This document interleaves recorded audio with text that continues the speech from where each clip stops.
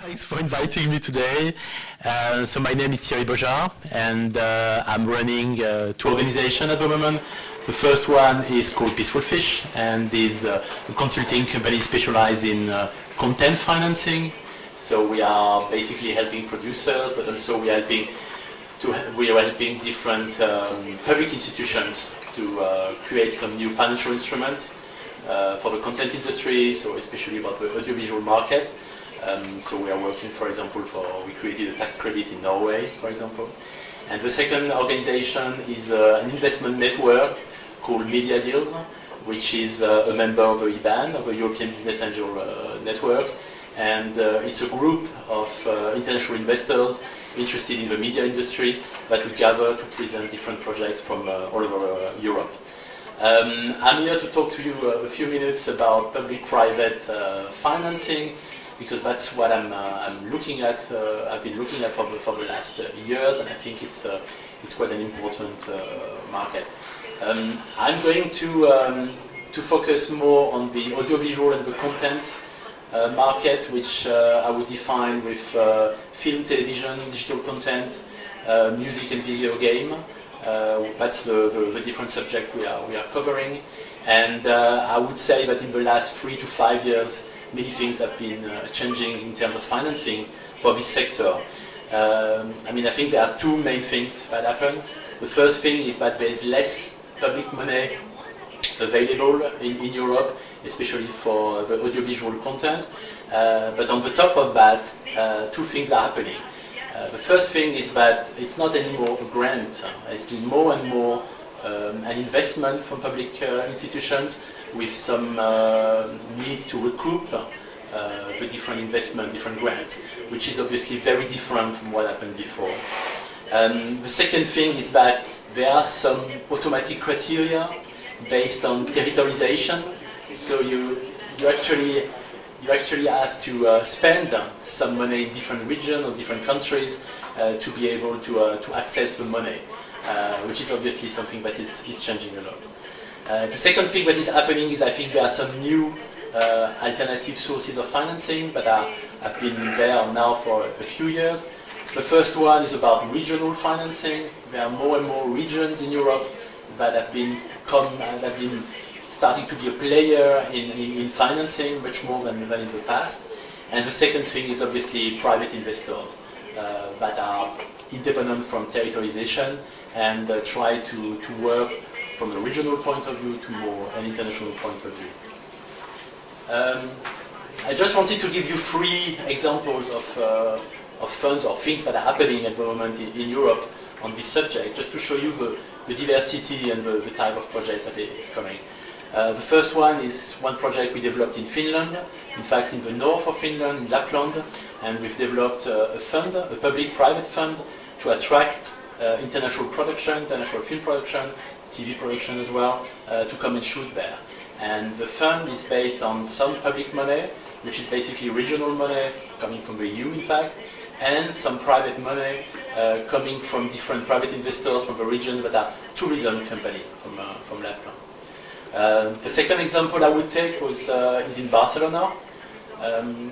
Barcelona, the region of Catalonia, as you may know, I've developed quite a lot of instruments to support the film and audiovisual industry in Catalonia.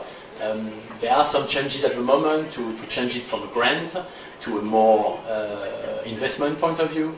And on the top of that, they are just trying to adapt now to the new Spanish tax law on audiovisual products to be able to push, to attract investors, meaning private investors, but also companies, institutional companies, to come together to invest and use the most of this new tax law in Spain. And this way, there will be some new alternative private financing in Catalonia, plus using obviously the existing support system in the region.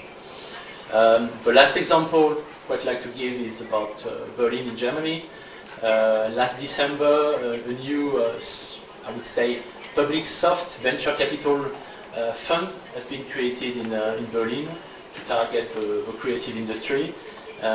They offer up to 50% of match investment from public money against private investors that can bring the rest of the money, and the project, the company, has to be based in Berlin. So this is three ways, I think, of putting public and private money. The first one is really about the fund and putting money in projects in Finland. The second one is really in Barcelona using the normal support system and adding something that is based on a tax law. And the third one is actually investing in companies and not only in projects. So I just want to finish with 4 questions. I've got 4. The first one is obviously understanding the objectives between the public bodies and the private organization. I mean, through the different projects we've done, that was very hard sometimes to find common objectives in terms of finance or economic development between the public bodies and the private investor. So that's something that is a real question. The second thing is about what we discussed a little bit this morning between project financing and corporate financing. I mean, public authorities or public bodies, especially in the audiovisual market, have been used to invest only in projects and not in companies. And we obviously see that first, private investor, venture capital companies are more interested in more used to, I would say as well, to invest in companies. And the question is, how can we put that together? Because at the end, the company is made of different projects. So I think it's a small difference, but that obviously doesn't help to put everybody in the same role. The third thing is something I think we didn't discuss until now, which I think is crucial, is about the exit strategy for the creative industry. I think that's one of the main problems. I think the investments, so the going into the sector is obviously a problem. We need to find financing. But it's even more a bigger problem on the exit strategy. Because how do you bring people to come on board if they don't know what's going to happen after? And we all know that IPO are very difficult. Sales trade are possible. There's a limited number of sales trades that can be done. I mean, there are some initiatives like in the UK, like the market, that could be interesting, that should be developed much more. But the exit strategy is the point. And the last thing I wanted to add is really about the internationalization and globalization of this business. I mean, I think we all agree that this is a global business. At the same time, when you look at financing, financing is very much regional, very, very local. When, for example, I was talking about this Berlin fund, people want this business to be based in Berlin. Doesn't have to be international. But when you've got this kind of criteria of local investors who are interested to have people in one region, how does it help? How does it support really to be much more international, which I think is crucial. Okay.